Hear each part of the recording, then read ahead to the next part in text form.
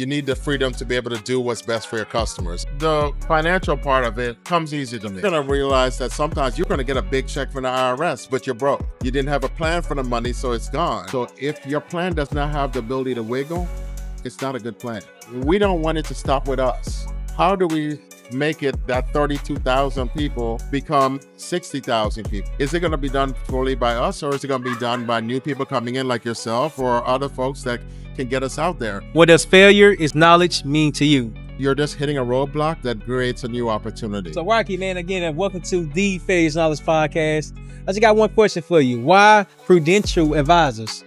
Well, it's a very large company. They allow for me to be my own boss, for me to take care of my own business.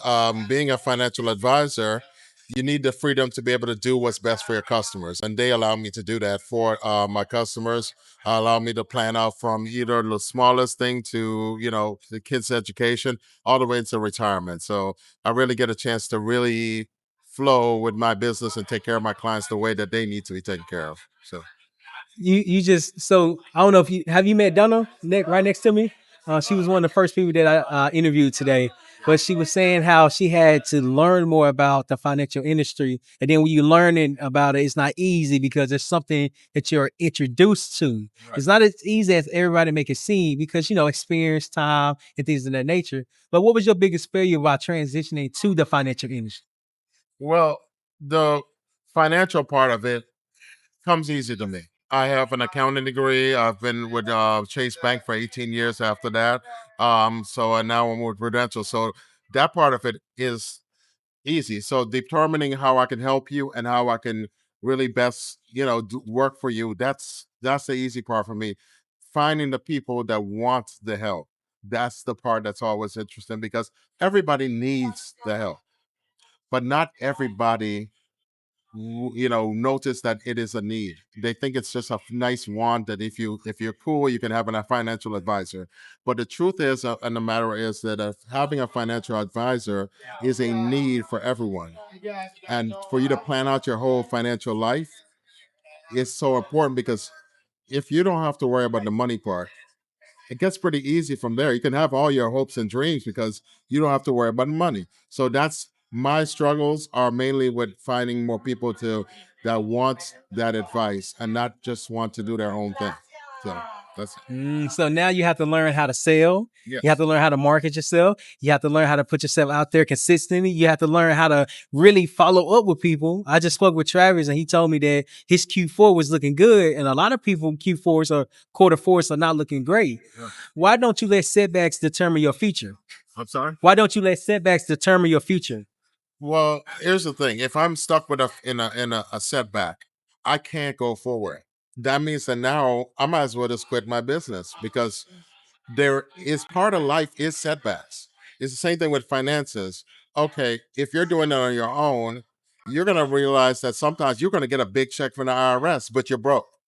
You didn't have a plan for the money, so it's gone.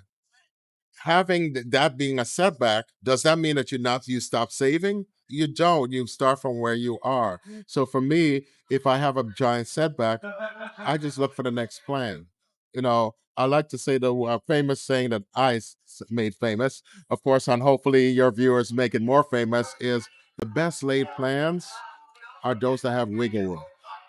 So if your plan does not have the ability to wiggle, it's not a good plan. So it needs to be able to move with the times, life. Human beings, the earth is unstable, everything about it. If you can wiggle, that means you can have the same plan, but when it comes out the other end, it may not look the same, but it was a plan and it got you to the other end. Without a plan, you have nothing. And the plan can't wiggle, you're gonna run into a wall. So yes. And I definitely agree. And you shared something with me about the Temple Business Expo and how y'all actually having so much success. And when Rob talked today, he spoke about the impact that y'all having. And then when Travis came on, he talked about the amount of people, which was 32,000 Yes. and some change. I don't know the exact number, but it was 32,000. Yeah. But to get to 32,000, you can't do that by yourself. No. Really, Tampa Business Club became an organization when we started incorporating the ambassadors, the executive team, and we trying to get it so that You know, one thing is that for us to get success from this, we got to know a lot of people. We got to really establish ourselves, and we don't want it to stop with us. How do we make it that 32,000 people become 60,000 people?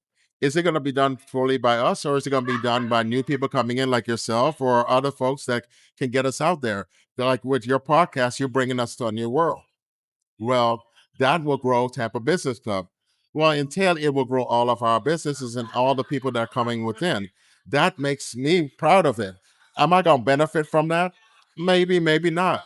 But it allows for next generation of entrepreneurs to grow their businesses. And then 10, 20, 30 years later, we'll be talking about Tampa Business Club. We didn't know that, hey, this started off with Roberto alone.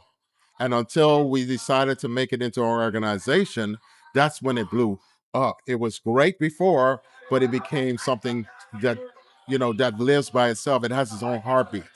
And that's why, I love the networking. That's why I love organic business relationships, referrals, because this is what it's made of.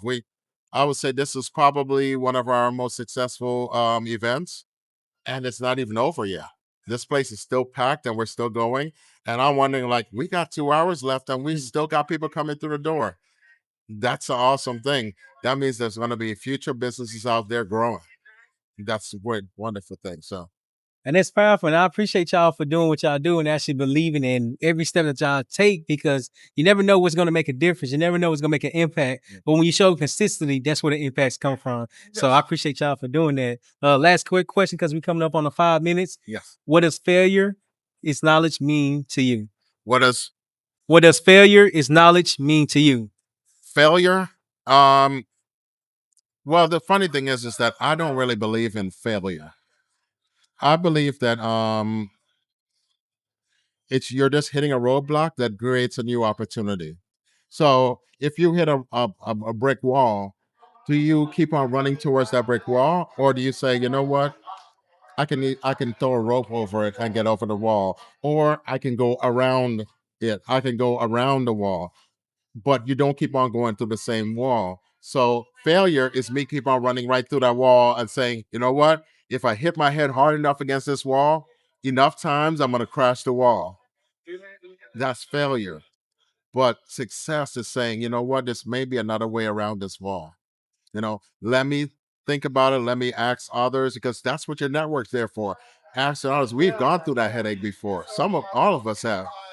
If you don't get friction in your business, then something's wrong. Because what's going to happen when that friction starts and you're used to just success, you're not going to know to go around or go over the wall. You're going to just try on trying because you're like, I've done this before. I'm going to get it done. Failure doesn't exist. The lack of opportunities is what I consider failure, and that's the only person that can stop that is the person doing the action.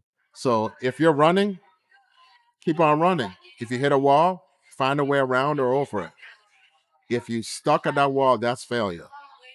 That's not an option for an entrepreneur, because that's truly the end. And what do you do after that? You can't work for somebody else at that point. You can't work for yourself. True failure doesn't exist unless you create it for yourself.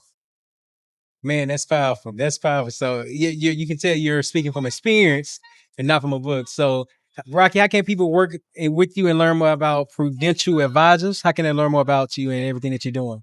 I'm sorry, what can you? How can they learn more about you and everything that you're doing with Prudential Advisors? Well, you can reach out to me. You can either call me at my cell phone, and that's 813-408-3389, or they can email me at my Prudential email, which is Rockcliffe, ROCKCLIFF .Christie, CHRISTIE @prudential.com. And I'm gonna spell that out because every letter is forever. That's So very important. right. Yeah. So go ahead and email me, call me, and let's set up some time to have a discussion. That's been great, man. Rocky, I appreciate it, bro. All right, no problem. Nice doing.